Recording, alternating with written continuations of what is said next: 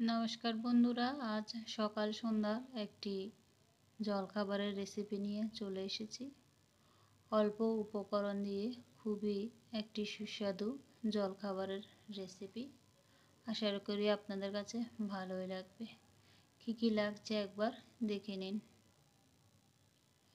এখানে আলু সিদ্ধ করে নিয়েছি, গ্রেট করে গাজর নিয়েছি ধনেপাতা, কাঁচা লঙ্কা কুচি, আর এটা হচ্ছে আটা দিয়ে একটা ডো বানিয়ে রেখেছি। এটার মধ্যে আমি সামান্য পরিমাণে ঘি দিয়েছি, 1 চামচের মতন ঘি, কালো জিরে, লবণ আর সামান্য পরিমাণে ধনেপাতা দিয়ে একটা ডো বানিয়ে রেখেছি। এটা আটা দিয়ে বানিয়েছি। এর সাথে একটা চাটনি বানাবো। চাটনির জন্য আমি নিয়েছি কাজু বাদাম, টমেটো, কাঁচা লঙ্কা, ধনেপাতা, পেঁয়াজ, রসুন আমি 2 কোষ নিয়েছি। আর এখানে একটা কড়াইতে আমি দিয়ে দিয়েছি ঘি। এটা সাদা তেলেও করা যায়। আমি ঘি দিয়েছি।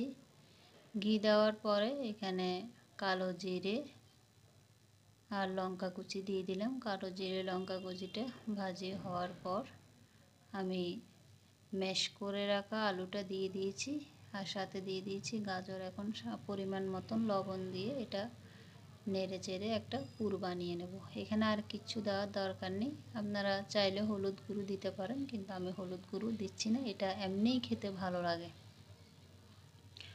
আপনাদের যখন কালো জিরে দিয়ে ফোড়ন দিয়ে যে কোনো কিছু বানাবেন, ওটা খেতে আলাদা একটা স্বাদ, আলাদা একটা ফ্লেভার, মানে অন্য ধরনের লাগে।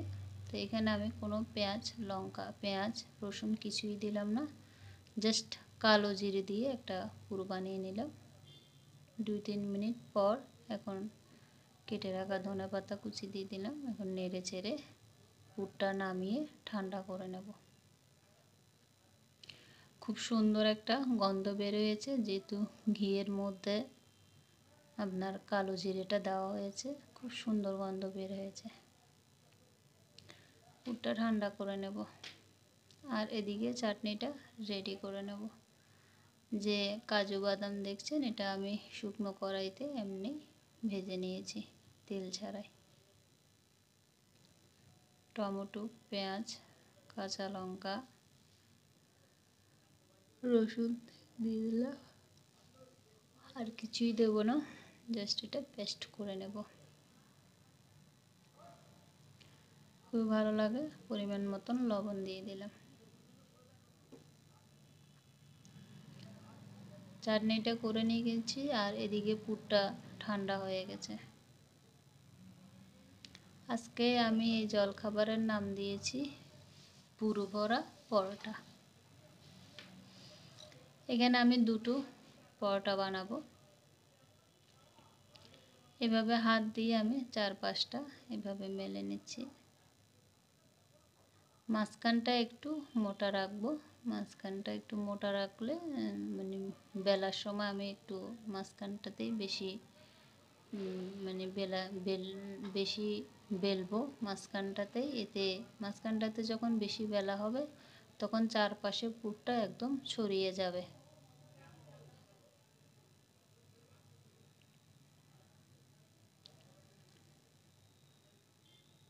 গলাটা ব্যথা করছে, তাই কথা বলতে একটু কষ্ট হচ্ছে। এটা একটা বেলে নিলাম। একটু মোটা করে হবে। এটা একটা খেলেই পেট ভরে যায়। আমি তো 2টো বানিয়েছিলাম, কিন্তু আমি 2টো খেতে পারিনি। একটি আমার পেট ভরে গিয়েছে।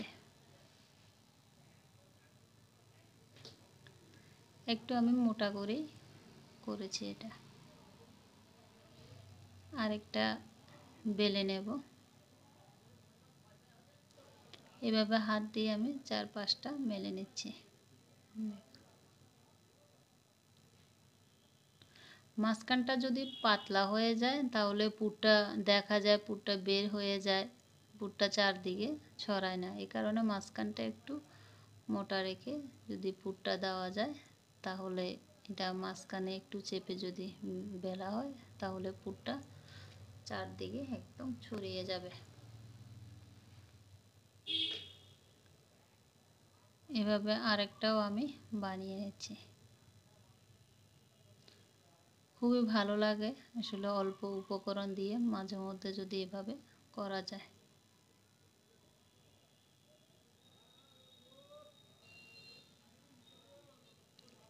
ঘরে থাকা উপকরণ দিয়ে ঝটপট বানিয়ে নিতে পারেন এই হেলদি সুস্বাদু একটি রেসিপি। প্রথমে দুপাশটা একটু ছেঁকে নেব এভাবে।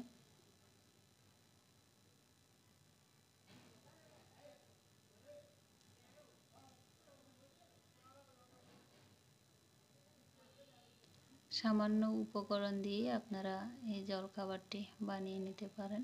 খুবই ভালো হয় খেতে আর খুবই ভালো লাগে। আমার তো খুবই ভালো লেগেছে, আশা করি আপনাদের কাছেও ভালো লাগবে। দুপাট ছেঁকে নেওয়ার পর দুই পাশ এখন উপর থেকে একটু ঘি দিয়ে দিলাম। এটা সাদা তেলেও করা যায়, আমি ঘি দিয়ে করছি কারণ শুরুতেই সব কিছু আমি ঘি দিয়েই করেছি, তাই এটাও আমি ঘি দিয়ে দিচ্ছি। ঘিটা দিলে একটু গন্ধটা একটু ভালো আসে, খেতেও ভালো লাগে। দুপাশ এভাবে ঘি দিয়ে ভেজে নিচ্ছি। আমি যে আটাটা খাই এটা দোকানের আটাও না, প্যাকেটের আটাও না, এটা আমি একদম মিল থেকে নিয়ে আসি। মিলে গিয়ে ওদেরকে বলি, ওরা ওখানে গমটা চুরিয়ে জায়গার মধ্যে দিয়ে দেয়। একটু সময় লাগে যেহেতু অনেক মানুষই আসে, ওখানে লাইনে দাঁড়াতে হয়, লাইনে দাঁড়িয়ে এই আটাটা আনতে হয়। কিন্তু দোকানের আটা, প্যাকেটের আটা বলেন, ওটার সাথে এই আটাটা আকাশ পাতাল ডিফারেন্স। একটা পরোটা রেডি হয়ে গেছে, আমি নামিয়ে নিলাম, আরেকটাও আমি করে নিয়েছি। এই একটা খেলেই পেটটা ভরে যায়। এখন আমি ভিতরটা আমি দেখাচ্ছি, একটা পরোটা আমি কেটে দেখাচ্ছি ভিতরে পুরটা কীভাবে চারদিকে ছড়িয়ে আছে সেটা দেখাবো। অল্প উপকরণ দিয়ে খুবই সুস্বাদু একটি জলখাবার বানিয়ে ফেললাম। আশা করি আপনাদের কাছে আজকের এই জলখাবারটি ভালোই লাগবে। ভিতরটা দেখুন, পুরটা একদম চারপাশে ছড়িয়ে আছে আর অসাধারণ হয়েছিল ভিতরে পুর। আর এর সাথে এই চাটনিটা দিয়ে খেতে খুবই ভালো লাগে। এখানে আমি শুকনো লঙ্কা আর শস্য দিয়ে একটা তরকা দিয়ে দিলাম, দারুণ হয়েছিল খেতে।